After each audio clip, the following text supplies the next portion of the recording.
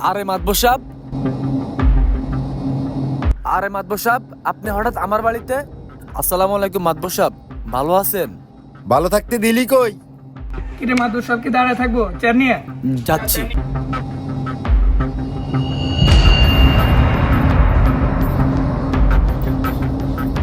মাতবর সাহেব আসেন, বসেন। আপনি কেন কষ্ট করে আসতে গেলেন? আমাকে বললে তো আমি যাইতাম। মাতবর সাহেব হঠাৎ এই গরিবের বাড়িতে পা রাখলেন? মাদবর সাহেবের টাকা দিবি কবে? মাতবর সাহেব, চাষাবাদের অবস্থা অনেক খারাপ, সব ফসল নষ্ট হয়ে গেছে। আমাকে আর কিছুদিন সময় দিন, আমি আপনার সব টাকা দিয়ে দিব। তুই আজকের মধ্যে মাদবর সাহেবের টাকা দিবে, না হলে এই মুহূর্তে এখান থেকে বের হয়ে যাবে। মাতবর সাহেব আমার প্রতি একটু দয়া করুন। মাতবর সাহেব একটু দয়া করুন। মাতবর সাহেব ফকিন্নির বাচ্চা, তোর এই নোংরা হাত দিয়ে আমার পুরো শরীরটাই নষ্ট করে দিলি। এই তোরা দাঁড়ায় আসুস কা? শালার বেটারে মার।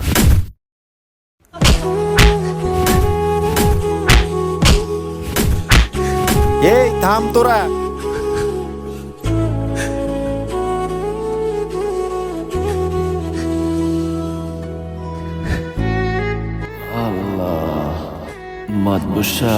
মাতবর সাহেব, উপরে এক আল্লাহ আছে, আল্লাহর গায়ে সইব না।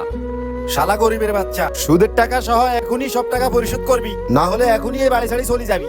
মাতবর সাহেব একটু দয়া করুন। এই শালাকে এখনই বাড়ি থেকে ধাক্কা দিয়ে বের করে দে। আল্লাহ গো,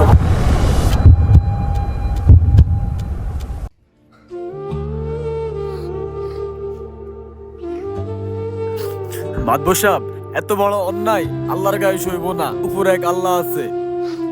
আল্লাহ তুমি এই সুদখোরের বিচার করো। আল্লাহ তুমি ছাড়া আর কেউ নাই। আল্লাহ তুমি এই সুদখোরের বিচার করো। আল্লাহ